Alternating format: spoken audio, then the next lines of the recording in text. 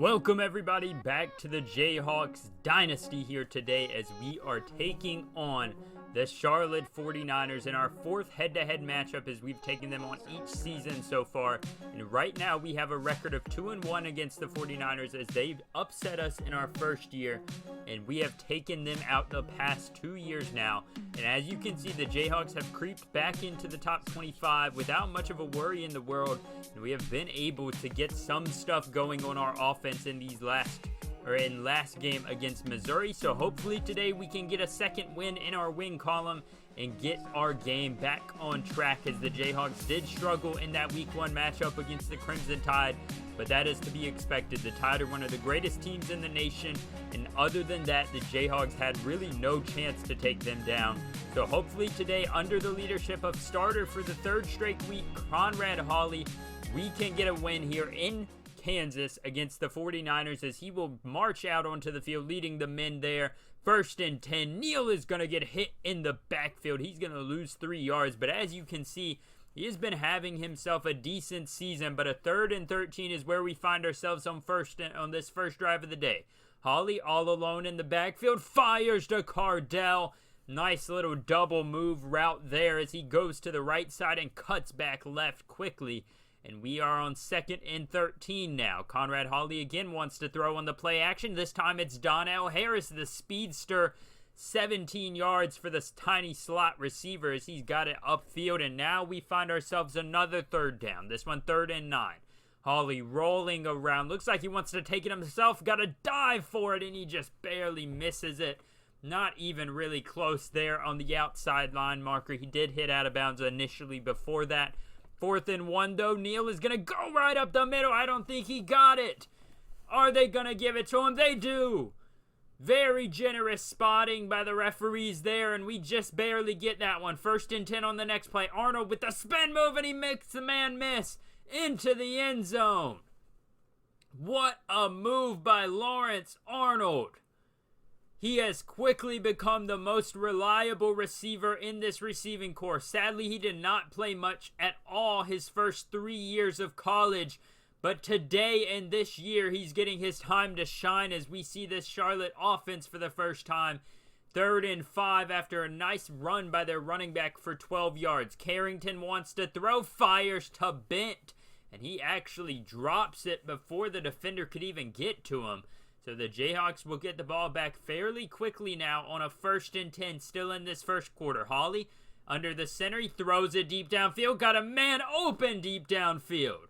Trevor Cardell, 39 yards. And what a play from quarterback to tight end. We're looking for ways to get him more involved this year. And so far today, they've been able to do just that. Conrad Hawley gives it to Neal that time. This time he's trusting him again on a 1st and 10. Tries to split the defenders as Arnold blocks one of them. And he's able to get the 1st down there. So we are at about the half-yard line on a 2nd and goal. You already know they're giving it to Neal, and he is going to punch it in really without a doubt there as he gets an easy touchdown. Probably the easiest touchdown of his life. And the 49ers need to answer this time as Cameron Bent gets 13 yards on the play. He does not drop that one. 2nd and 6 now as we're under a minute to remain in this first quarter. 30 seconds and counting. Carrington sends his tight end in motion. Maybe he's out there to catch now. No, he's out there to block on the read option as Carrington's got a lot of room to run.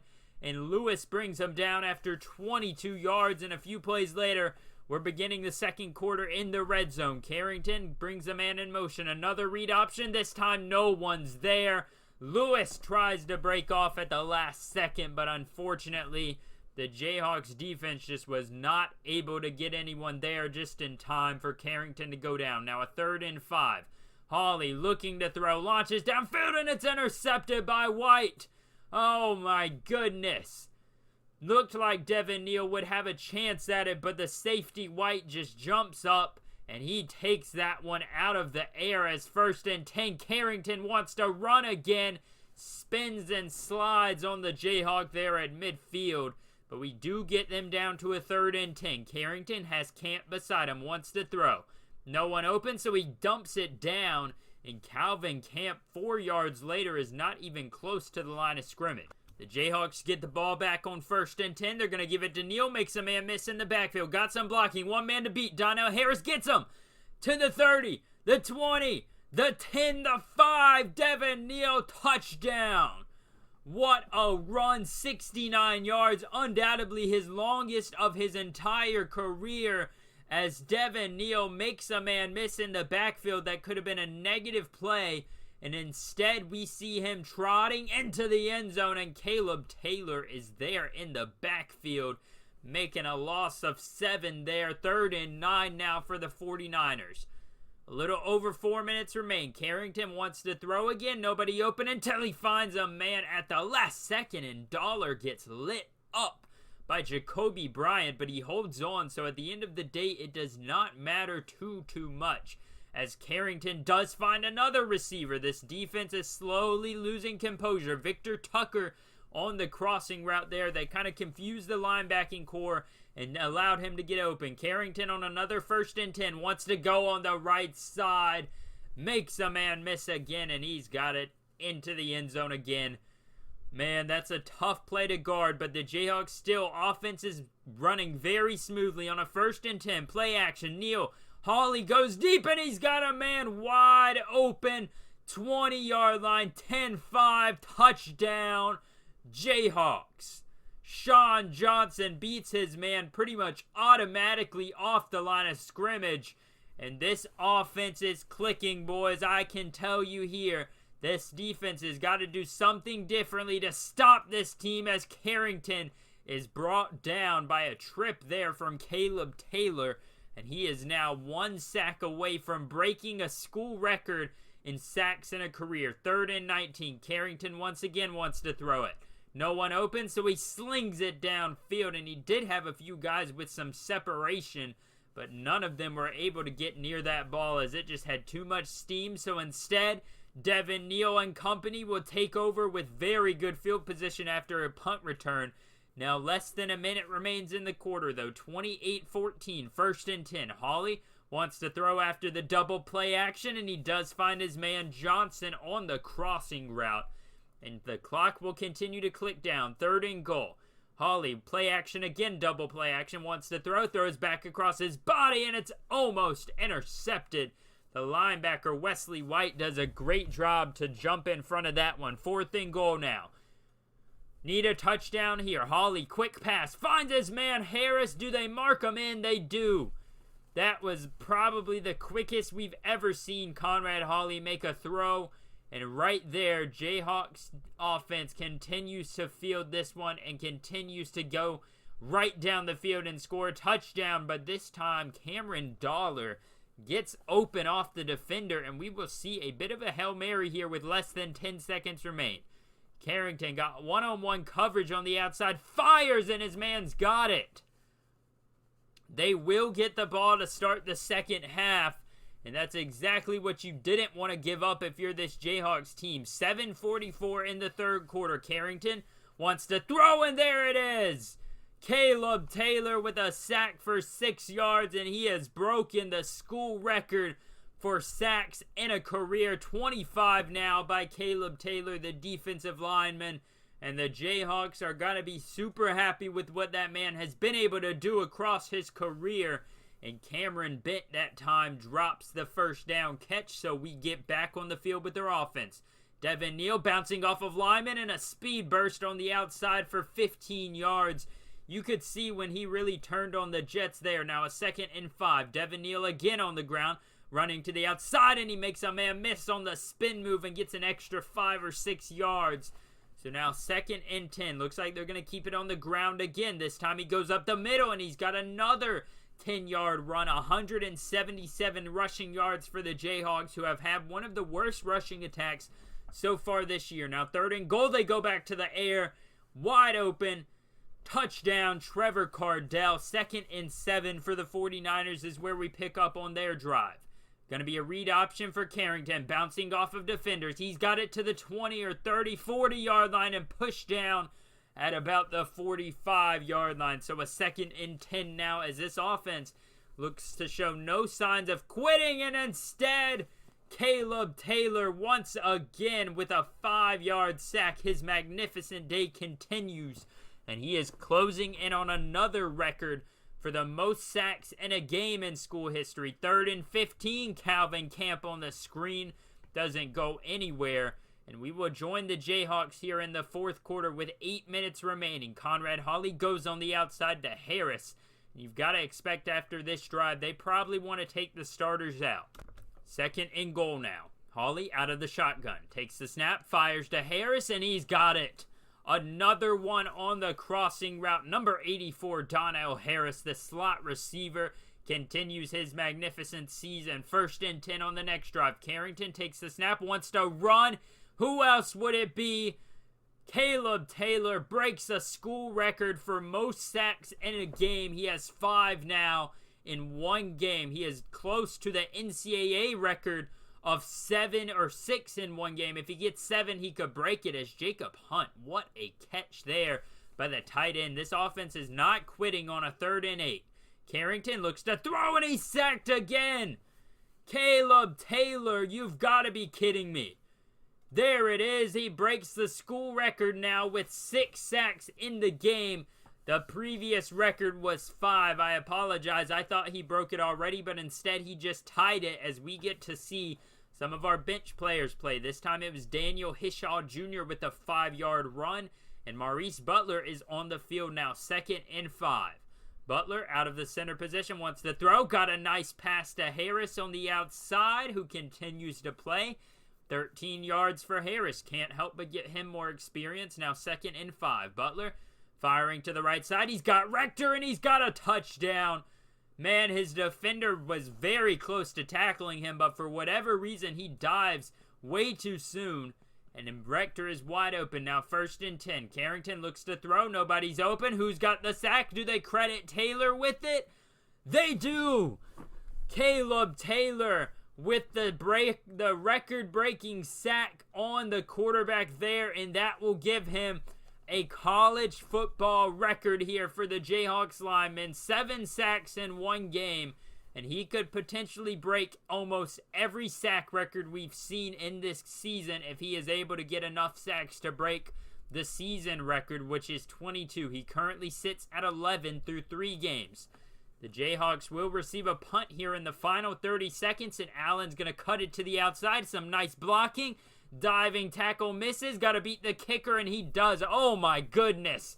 Willie Allen, 73 yards, and the Jayhawks strike late and often in this game. 63-21 would be your final, as the Niners did not score a single point in the second half. That is just pure dominance by this defense and this offense on all aspects of the field. Your final once again for the number 25th ranked Jayhawks facing off against the Charlotte 49ers is 63-21 as we get into our post-game press conference here with head coach Smeems. I don't know about you guys, but that game had to be probably the most fun I've had in a game at all in this series. Maybe we go back to that Houston game 2 years ago where we dominated them. That was a very fun game as well. But I will say this one just had a different feel to it. We dominated on every asset or aspect of the game of matchup. Maurice Butler even came in 2 of 2 for 49 yards and a touchdown. You know you're playing well when your backup comes in and does that. Conrad Hawley, just a magnificent performance. And honestly, we probably could have lost that one interception if Devin Neal had went up and made a play for the ball, but he didn't really go for it, so it was kind of a free interception. He ended up with 23 of 32 attempts, 299 yards, 5 touchdowns, no interception, or 1 interception. Devin Neal, man, oh man, 7.3 yards per carry, 24 attempts, 176 yards, and 2 touchdowns. Obviously, he had that 69-yard bomb in that second quarter, and oh man, that's got to be my favorite play this entire series. Daniel Hishaw Jr., he played well as well. He only had 6 attempts for 25 yards, but 4 yards per carry.